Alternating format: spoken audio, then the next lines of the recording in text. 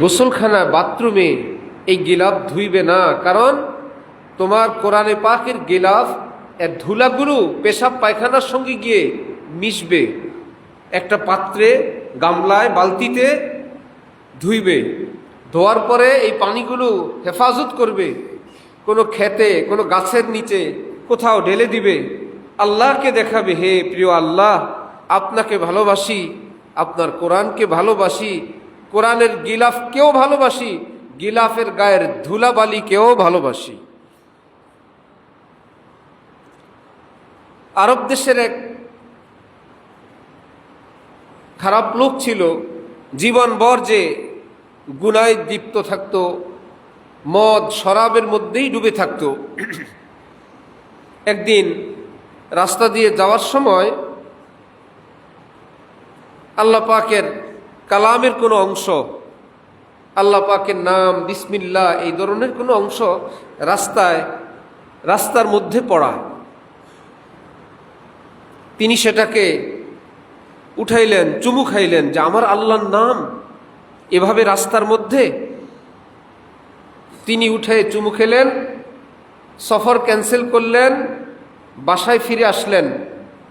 আমি অনেক কষ্ট পেলাম, আমি আজকে সফরে যাব না, আমার আল্লাহর নাম এভাবে রাস্তায় কে ফেলছে। এক সময়ের শরাবখোর, মদখোর, কিন্তু আল্লাহর কালাম, আল্লাহর নামের এই সম্মান করার বরকতে আল্লাহ পাক সেই মানুষটাকে পৃথিবীর সেরা আল্লাহওয়ালা বানায় দিয়েছেন। সেই ব্যক্তি যখন ইমাম আহমদ ইবনে হাম্বল, চার মাযহাবের এক মাযহাবের ইমাম, যাকে হাফিজুদ দুনিয়া বলা হয়, ইমাম আহমদ ইবনে হাম্বলের মজলিসে আসছে, ইমাম আহমদ ইবনে হাম্বল নিজের মসনদ থেকে উঠে ওই বিশ্ব হাফিকে সম্মান জানাইছেন। লোকেরা বলল, এ তো নতুন দরবেশ, সারা জীবন মদ খেত, এ তো নতুন করে সে ভালো হয়েছে। আহমদ ইবনে হাম্বল বলছিলেন বিনয়ের সাথে, আমি কিতাবের আলেম, আমি কিতাব চিনি, বিশ্ব হাফি আল্লাহকে চিনি, সে তার মর্যাদা বেশি। সেই বিশ্ব হাফি মদিনা শরীফে গেলে জুতা পায়ে দিয়ে হাঁটতেন না। আমাদের হজরতের কবিতা আছে, হিম্মত কাহার হাঁটবে পায়ে থাকতে মাথা সাথে। যে নবীর মদিনায় সাথে মাথা থাকতে পা দিয়ে হাঁটবে কিভাবে? মাথা দিয়ে হাঁটা উচিত। যদি শক্তি থাকতো মাথা দিয়ে হাঁটতাম, কিন্তু করা যায় না। বিশ্ব হাফি ভাবছে আমি জুতা দিয়ে হাঁটবো না নবীর মদিনায়, যেই মদিনায় যে নবীজির নজর পড়ছে, নবীজির সেই ধুলা মিশ্রিত, এগুলো তো এখানে সেখানে ছড়ানো ছিটানো আছে। খালি পায়ে হাঁটতেন। বুজুর্গানি দ্বীন বলেন, আল্লাহ পাক ওই বিশ্ব হাফির জন্য ব্যবস্থা করছেন, যেই পথে বিশ্ব হাফি হাঁটবে ওই পথে কোনো নাপাকি থাকলে আল্লাহ জমিনকে হুকুম দিয়ে সেটাকে গিলায় ফেলতেন। আমার বিশির আসতেছে। ইমাম আবু হানিফা রহমতুল্লাহি আলাইহি আমাদের ইমাম।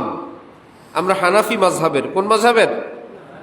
সবাই কোন মাযহাব বলো? কোন মাযহাব? হানাফি মাযহাব। আমাদের ইমাম, ইমামে আজম আবু হানিফা। বলো সবাই, ইমামে আজম ইমাম আবু হানিফা। এইটুকুন কথা মনে রাখবা তোমরা ছোটরা। আমরা হানাফি মাযহাবের, আমাদের ইমাম, ইমামে আজম ইমাম আবু হানিফা। মনে থাকবে ইনশাআল্লাহ। আরেকটা কথা, ওনার জন্ম ৮০ হিজরিতে। কত হিজরিতে? আর ইন্তেকাল ১৫০ হিজরিতে। মনে থাকবে, ৮০ হিজরি। আল্লাহু আকবার। মদিনা শরীফ গেলেন, সবাই ভাবছেন অনেক দীর্ঘ সময় তিনি মদিনায় থাকবেন। মাত্র ৩ দিন থেকে মদিনা থেকে রওনা হলেন। সবাই বললেন, ভিতরে ভিতরে ভাবছিলাম কতদিন থাকবেন মদিনার পাগল, মাত্র ৩ দিন। তিনি মদিনা শরীফের বাইরে গিয়ে অজু ইস্তেঞ্জা করলেন, থাকলেন। সাথীরা জিজ্ঞেস করলেন, আমরা তো ভাবছি আপনি আরো বেশি দিন থাকবেন, এত অল্প সময়? তিনি বললেন, আমারও ইচ্ছা ছিল বেশি দিন থাকি, কিন্তু এই ৩ দিনে একবারও পেশাব পায়খানা করি নেই। মদিনায় আমার পেশাব পায়খানা করার সাহস হয় নাই, এই জন্য আমি আর টিকতে পারি না বলে মদিনা শরীফ থেকে বাইরে বের হয়ে আসছি। হযরত ইমাম মালিক রহমতুল্লাহি আলাই, মালিকি মাযহাবের ইমাম, ওনার জন্ম 93 হিজরিতে। ইমাম মালিক রহমতুল্লাহি আলাই একবার জীবনে হজ করছেন। মদিনায় থাকা ব্যক্তি মক্কা শরীফ হজে যান না, একবার গেলেন। বললেন হজ ফরজ তো একবার, বারবার তো নফল। সুন্নত হইল যার যে এলাকায় মৃত্যু হয় সে এলাকায় দাফন করে দেওয়া, এটা সুন্নত। আমি যদি হজে গেলে রাস্তায় কিংবা অন্য কোথাও আমার ইন্তেকাল হয়, তাহলে তো আমাকে সেখানেই দাফন করবে, মদিনার কবর তো আমি আর পাবো না। এই জন্য মদিনা শরীফের বাহিরে আমি আর যাব না। মদিনা শরীফেই ছিলেন, মদিনা শরীফে ইন্তেকাল, মদিনা শরীফেই তার দাফন। বড় নাজুক জায়গা, আদব গাহে জেরে আসমা আজ আরশে নাজুকতর নফস গুম করদামি আয়াত জুনায়েদ বাইজিদ ইজাদ। সারা পৃথিবীর আলেম ওলামারা একমত যে রওজা শরীফের মর্যাদা, যেই রওজায় নবীজি আছেন, আল্লাহর আরশের চেয়েও বেশি। কারণ আল্লাহর পরে বড় কে? আল্লাহর আরশ না নবী? আল্লাহর পরে বড় কে? আল্লাহর আরশ না নবীজি? নবীজি তো রওজায়। একবার ভারতে কবিদের প্রতিযোগিতা, বিভিন্ন কবিরা কবিতা গাইবে। খাজা আজিজুল হাসান মজজুব তিনিও গাইতে গেলেন। তাকে দেখে অন্যান্য কবিরা তিরস্কার, টিপ্পনি, হ্যাঁ মৌলভী সাহেব যাইয়ে আজান দিজিয়ে, মোল্লা আসছে কবিতা গাইতে, হুজুর আসছে কবিতা গাইবে, ঠিক আছে যান, একটু ব্যবে করে আসেন, আজান দিয়ে আসেন। তিরস্কার। কি করলেন? তিনি গিয়ে 2টা লাইন বললেন, ঘাটা উঠি হ্যাঁ তু বি খুল जुल्फे अंबरी साकी तेरे होते फलक से क्यों हो शर्मिंदा जमी साकी। মাঝে মাঝেই দেখি আকাশ মেঘ ছড়ায় গর্ব করে, এক একবার এক এক রং ধরে, মাঝে মাঝে কালো মেঘ ছড়ায় দিয়ে, নারী যেরকম নিজের চুল ছড়ায় দিয়ে গর্ব করে, আমার এত লম্বা কালো চুল, আসমান এত লম্বা, আমার কালো মেঘ আছে, জমিনের উপর গর্ব করে আমার কত রূপ। শিল্পী ওই কবি বলতেছেন, হে পেয়ারা নবী সাল্লাল্লাহু আলাইহি ওয়াসাল্লাম, আপনি জমিনে থাকতে আসমান কিভাবে এই গর্ব করতে পারে? আপনার কাছে ফরিয়াদ, আপনি আপনার একটা চুল মোবারক আসমানকে দেখায় দেন চিরদিনের জন্য, যাতে আসমান কোনোদিন আর কথা বলতে না পারে।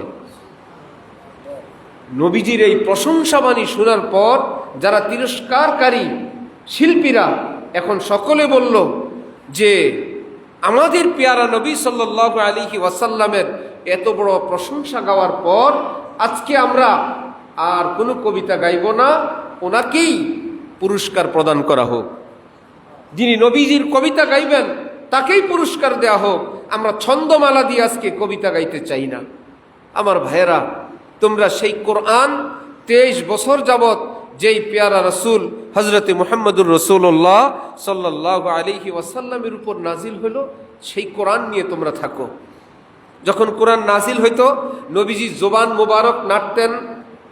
আল্লাহ পাক আয়াত নাজিল করলেন, লা তুহাররিক বিহি, আমার সাথে কথা বলতে হবে সবাই, লা তুহাররিক বিহি ইন্না আলাইনা জামআহু ওয়া কুরআনা লা তুহাররিক বিহি লিসানাক লিতাজালা বিহি।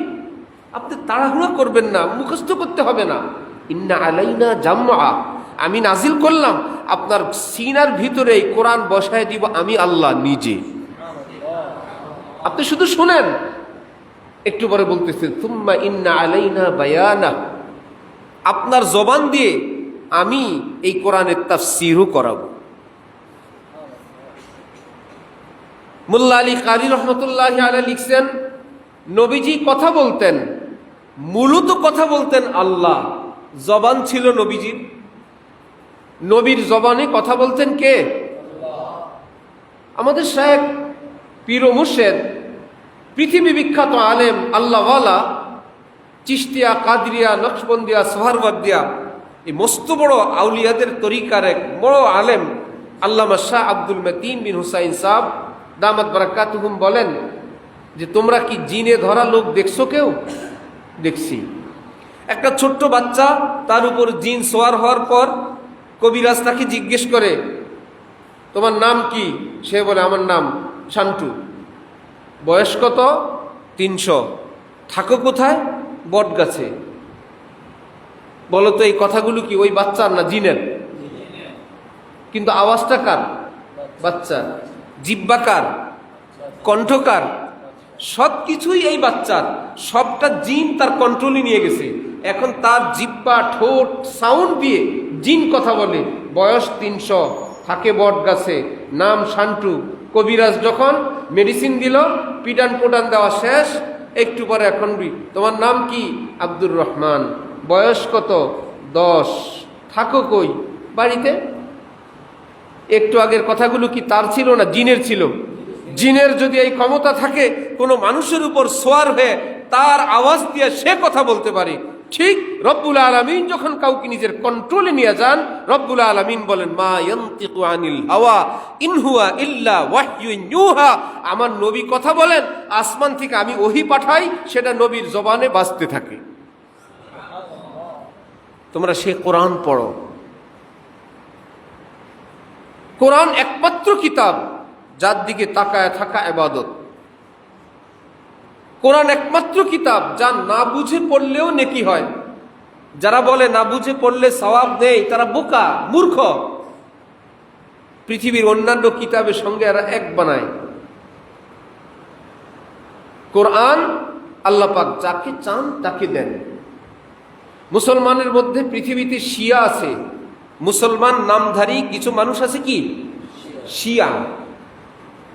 শিয়া ধর্মের একটা মূল নীতি হলো এই কোরআন যেটা আমাদের নিকট, এই কোরআন আসল কোরআন না, এটা তাদের গোপন।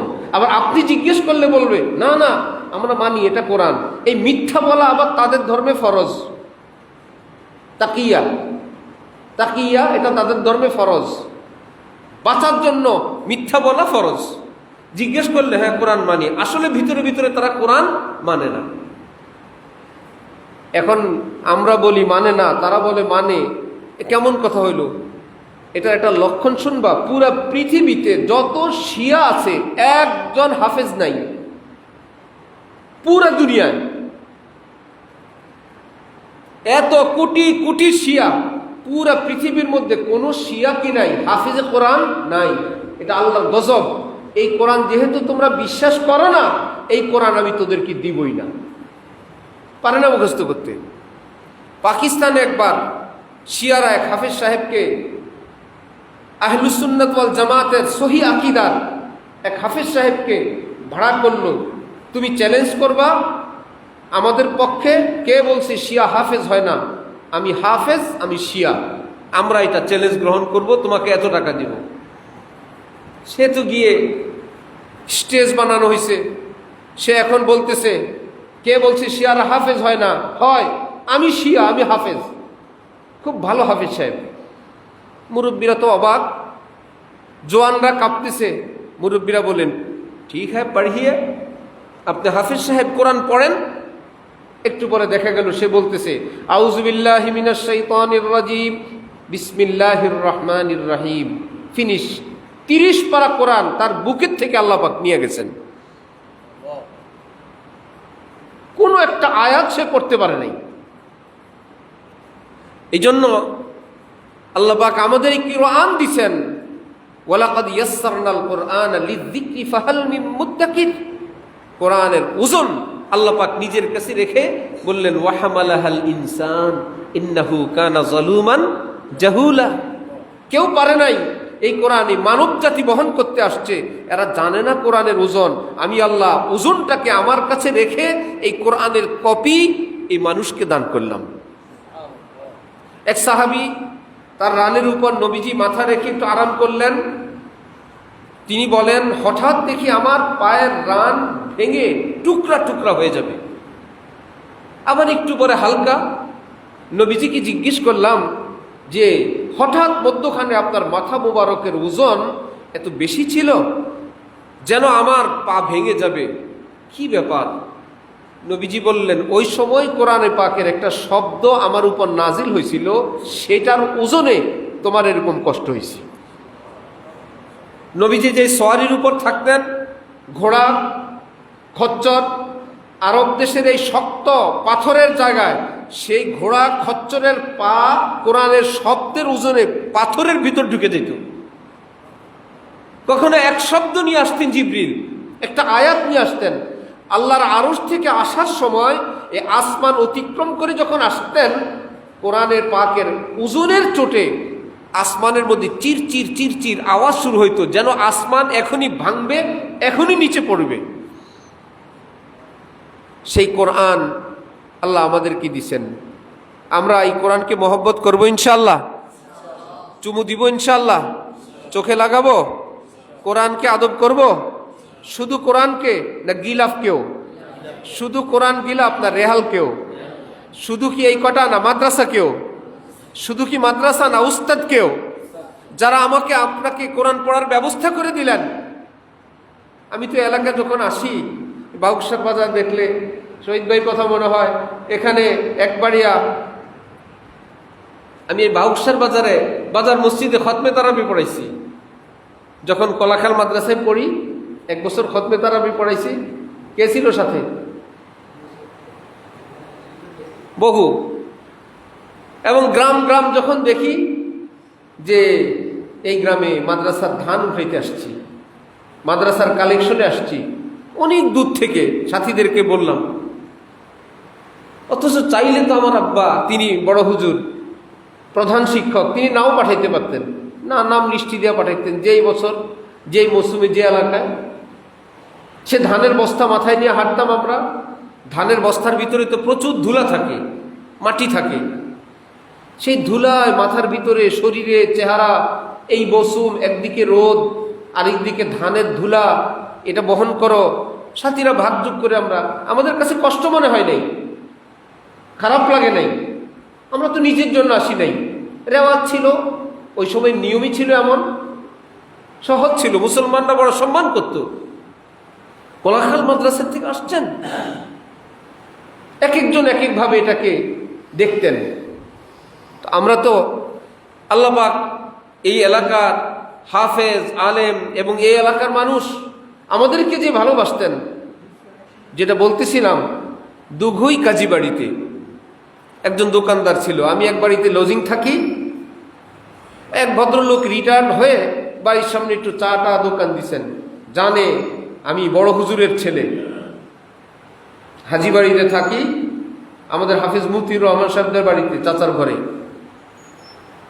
এখন ওই কাজী বাড়ির একজন দোকানদার আমাকে একদিন ডেকে বললেন, এই হাফিজ সাহেবের ছেলে, কোনো টেনশন নাই, কোনো ভয় নাই, টাকা থাকলেও খাবা, না থাকলেও খাবা, কোনোদিন ক্ষুধার্ত থাকবা না, কষ্ট করবা না, টাকা না থাকলেও আমার দোকানে তোমার খাবার। কোনোদিন টাকা ছাড়া খাই নাই, বাকিও খাই নাই। কিন্তু এই কথা বলার পর আমার মনে হয়েছে, আব্বা তো মাঝে মাঝে বাড়িতে চলে যান, আমার যদি কখনো বিপদ আপদ হয়, আমার একটা আশ্রয়ের জায়গা আছে। কোনোদিন এক কাপ চাও খাই নাই, কিন্তু তিনি যে একটু অভয় দিলেন, আজও তার কথা মনে পড়ে। বারবার দোয়া করি, আল্লাহ তার কবরটা আপনার নূর দ্বারা ভরপুর করে দেন। যাদের ঘরে খেতাম, যে বাড়িগুলোতে, তাদের জন্য দোয়া করি, তাদেরকে দেখতে আসি। তো আমার ছোট ছেলে, 4 জনেরা ফ্যামিলি, ওর মা সহ 2 বার আসছি। তো গত বছর যখন আসছি, এই বাড়িতে যাই, সেই বাড়িতে যাই। এখন ওরা তো আর গ্রামেও থাকে না, জিজ্ঞেস করে, বাবা এখানে তোমার কি? আমি বললাম আমি লজিং ছিলাম। লজিং কি? তো বললাম আমি এদের বাড়িতে থাকতাম, খাবার খেতাম, মাদ্রাসায় পড়তাম। টাকা দিতা? খাবার যে খাইতা, এখন টাকা দিয়ে খাইতা না, এমনি খাইতা? বলতাম হ্যাঁ, এমনি মহব্বত করে খাওয়াইতো। আর কোনো ঘরে আমরা তাদের বাচ্চা পড়াইতাম। তো সে তার ভাষায় তার মাকে বলতেছে, আল্লাহ, বাবারে আল্লাহ কোথা থেকে কোথায় নিছে। মানে মানুষের বাড়িতে বাবা বিনা টাকায় খাইছে, বাচ্চা পড়াইছে। সবটা বলার উদ্দেশ্য, যারা আদব করবা, যাদের কোরআনের, গিলাফের, রেহালের, মাদ্রাসার, উস্তাদের, মা বাবার সঙ্গে যে অভিভাবকরা, এলাকাবাসীরা আমাদেরকে মাদ্রাসার ব্যবস্থা করে দিলেন, কেউ চাউলের ব্যবস্থা করলেন, কেউ আমাদেরকে ভালোবাসেন, কেউ একটু মাথায় মুছে দেন, কেউ একটু বিকালে তোমাদেরকে একটু আদর স্নেহের দৃষ্টিতে দেখেন, তাদেরকেও মোহাব্বত করবা, ঠকবা না, ঠকবা না, ছোট হবা না। বা আদব বা নসিব, বে আদব বে নসিব। আদবওয়ালা যে বাচ্চা, আমাদের দাদা হজরত বলেন, পাখির বাচ্চা জন্মের পরে কিচির মিচির করে, মাথাটা কি নিচের দিকে দেয় না উপরের দিকে? তোমরা তো বেশি দেখছো, পাখির বাচ্চা দেখো নাই? পাখির বাচ্চা জন্মের পরে, আচ্ছা কবুতরের বাচ্চা মাথাটা কি নিচে থাকে না উপরের দিকে? সে কি বুঝায় জানো? সে বুঝাইতে চায় আমি ছোট, কিন্তু অচিরেই আমি আকাশে উড়ব। গরুর বাচ্চা, ছাগলের বাচ্চা জন্মের পর উপরের দিকে মাথা না নিচের দিকে? সে দেখায় আমি এত বিশাল সাইজ হলে কি হবে, আমি উড়ব না, এই জমিনেই থাকবো। লেবু পাতা চিপলে বোঝা যায় এটা লেবু, আম পাতা চিপলে বোঝা যায় এটা আম গাছ। ছোট্ট শিশু যেটা বড় হবে, এটা ছোট থাকতেই বোঝা যায় এটা বড় হইলে বড় কিছু হবে। মাওলানা শামসুল হক ফরিদপুরি সদস্য রহমতুল্লাহ আলাইহির দরবারে আসছেন হিন্দু শিক্ষক, গদি ছেড়ে তিনি জায়গা দিছেন। সবাই বলল হজরত হিন্দু? বলে আরে মিয়া হিন্দু, এই ওস্তাদজির নিকট আমি সরেও সরেয়া পড়ছি।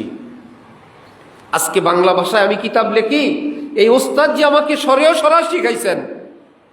এবার সে উস্তাদজি বসে বলতেছেন, শামসুল হক যখন আমাদের কাছে পড়তো আমরা তখনই ভাবছিলাম শামসু বড় হলে কিছু হবে। ছোট্ট প্রাথমিকে যখন পড়তো আমরা তখনই ভাবছি শামসুল হক বড় হলে কিছু হবে। এই জন্য তোমরা ছোটরা, তোমাদেরকে অনেক কথা বললাম। আমরা গ্রামের মানুষ, আম যতগুলো ধরে প্রথম আমের বোল হয়, সবগুলো কি গাছে থাকে না পড়ে? তোমরা বলবো আমার সাথে, সবগুলো বোল কি গাছে থাকে না ঝরে যায়? ঝরে কিনা? কিসে ঝরে? রোদে, বৃষ্টিতে, শিলায়, লাঠিতে, আচারে, মোরব্বায়, ঝড়ে, বিভিন্ন কারণে অকারণে দেখবা গাছের নিচে আম আম আম। এ সব কিছু অতিক্রম করে দেখবা আবার কিছু গাছে আছে, রোদ কষ্ট হোক, বৃষ্টি আসুক, ঝড় আসুক, ঝাঁকুনি আসুক, সে গাছে আছে তো আছেই। একদিন সে বড় হয়, একদিন সে কালার হয়, একদিন সে মিষ্টি হয়, একদিন সে সুঘ্রাণ হয়। রাজা বাদশার প্লেটে, দস্তরখানে, অলিয়া উলিয়াদের দস্তরখানে যায়, মানুষ খেয়ে দেখে খুশি হয়। বাংলাদেশ থেকে আম ব্রিটেনের রানীর জন্য পাঠানো হয় জাহাজ ভরে, ভারত পাকিস্তান দুবাইতে পাঠানো হয়, সৌদি পাঠানো হয় জাহাজ ভরে, যে বাংলাদেশি আম খাও তোমরা, আমাদের ফজলি, চোষা, ল্যাংড়া খাও। এত দামি হয়। কোন আম? যেটা একটু রোদ পাইলে আমি এত রোদ ছইব না, একটু বৃষ্টি হইলে আমি এত কিছু সহ্য করতে পারবো না, একটু ঝাঁকুনি আসলে সহ্য করতে পারবো না, যেটা নিচে পড়ে যায় সেটা পাঠায় না গাছে যেটা থাকে? মাদ্রাসার ছাত্র ভর্তি হওয়া মানে গাছের আম, গাছের মুকুল এখান থেকে ঝরতে থাকবে। যার কপালে নাই উসিলা আর উসিলা, বাহানা বাহানা। ওস্তাদ শাসন করছেন, শেষ। ধমক দিছেন, শেষ। অমুক তরকারি ভালো লাগে নেই, শেষ। সকালবেলা উঠতে ভালো লাগে নেই, শেষ। বাবার অভিমান, শেষ। বাবা বেয়াদব, শেষ। কত ঘটনা আমরা দেখতে থাকি। কিন্তু যেই বাবা ভাগ্যবান, যেই ছাত্র ভাগ্যবান, সে বলে রাগ করলে তো আমি নিজেই শেষ, আমি যাব না, আমি পড়ব, যত কষ্ট হোক। ওয়াল্লাযীনা জাহাদু ফীনা লানাহদিয়ান্নাহুম সুবুলানা, আই সুবুলাস সাইরি ইলাইনা ওয়া সুবুলাল উসুলি ইলা জানাবিনা। আল্লাহ পাক বলেন, যাকে আমি দেখি আমাকে পাওয়ার জন্য, আমার কালাম পাওয়ার জন্য, ভালো হওয়ার জন্য কষ্ট করে, করতে থাকে, আমি আল্লাহ তাকে কামিয়াব অবশ্যই অবশ্যই করেই দিই। তাহলে আমরা চেষ্টা কি একদিন করব না করতে থাকব? অল্প চেষ্টা না বেশি চেষ্টা? কথা একদম শেষের দিকে। তোমরা যারা একত্রে থাকো, এর মধ্যে কিছু আছো ভালো ছাত্র, কিছু আছো মিডিয়াম, কিছু খারাপ। যারা খারাপ এবং মিডিয়াম তারা ধোঁকা খায়। ভালো ছাত্ররা যা করে আমি তো তাই করি, একই মাদ্রাসায় থাকি, একই খাবার খাই, একই ওস্তাদ, একই রুটিন, একই সঙ্গে নামাজ পড়ি। সে পারে, আমি পারি না। খোঁজ নেওয়া দেখবা, এই সবাই তাকাও আমার দিকে, খোঁজ নেওয়া দেখবা ভালো ছাত্র যারা পড়াশোনা পারে তাদের একটা বৈশিষ্ট্য হইল কিছু সময় তারা ভীষণ মনোযোগ দিয়ে পড়ে। দুনিয়ার কোনো কিছুর খবর নাই, তুমি শুধু ওই পড়াটুকুন পড়ো না, আর তার সাথে বাকি সব কাজে শরীক, থাকায়, খাওয়ায়, পড়ায়, গোসলে, গল্পে, শুধু সে একটু খেয়াল করে পড়ে আর তুমি একটু পড়ো না। এই বেশকমের কারণে সে হবে হাফেজ, আলেম, মুফতি, তুমি হয়ে যাবে ঠেলার ড্রাইভার, অটোর ড্রাইভার, মাটি কাটার লোক, শ্রমিক, বিদেশগামী যাত্রী। আর আব্বারে বলবা, আব্বা আমার তো পড়া মনে থাকে না। আর মনে না থাকার আরেকটা কারণ, ওস্তাদরাও শুনবেন, ছাত্ররাও শোনো, সেটা হলো ছাত্ররা যে পড়াটা শোনায় 20-30 দিনে একটা পারা উঠায়, এবার পারা শুনাইতে আবার 1 মাস। কি ব্যাপার, সবক পড়লো 20 দিন, পারা শোনায় 1 মাস 10 দিন। এটার কারণ হলো যেই পৃষ্ঠা সে হেফজ নাম বলে শোনাইছে ওটা সে হেফজ করেই নেই। ওটা হলো টেম্পোরারি, অস্থায়ী একটা খেয়াল দেখে উস্তাদের শাসনের ভয়ে কোনো রকম একটা নজর দিয়ে গিয়ে শুনাই দিছে। এটা এতটা অস্থায়ী, এটা বনে বসেই নেই।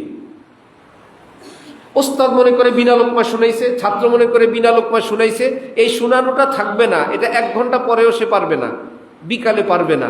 তাহলে এইরকম কতগুলো পৃষ্ঠা যখন একত্রে হবে ওটার নাম হবে 7 সবক। এখন সবকের এক চিন্তা, 7 সবকের আরেক চিন্তা। এই পারা যখন শেষ হয় এগুলো তো সে নাজেরা পড়ছে, নামমাত্র হেফজ। মাইর খায়, ধমক খায়, আর বলে আমি হিফজ পারি না। এই জন্য ছাত্র এবং উস্তাদ নাজেরা পড়বা টাইট করে। হিফজ মানে হিফজ। নাম্বার 1, সুন্নত পড়বা ওই পৃষ্ঠা দিয়ে, বিতির পড়বা ওই পৃষ্ঠা দিয়ে, নামাজ শুরু হইতে একটু বাকি মনে মনে, খাবার আনতে যাও মনে মনে, যেখানে আটকা পড়বা এসব কোরআন শরীফটা দেখবা। একদিনে ওটাকে 5 বার 7 বার 10 বার একই শোনাও, ওকে শোনাও, তুমি তারটা শুনো।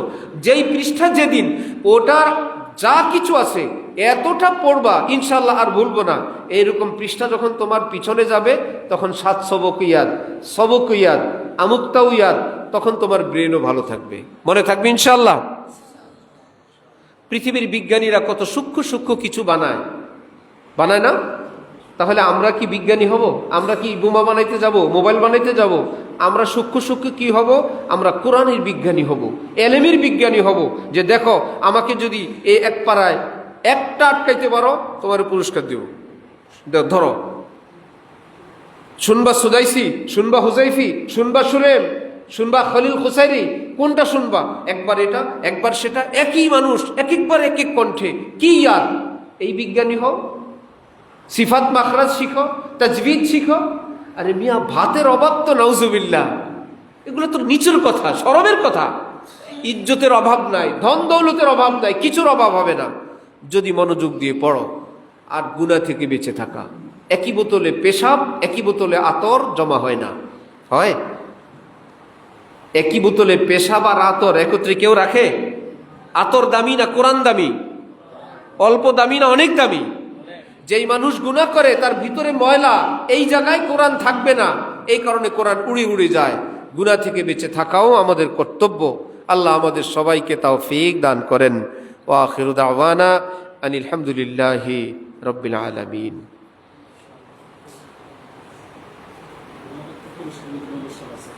সেটা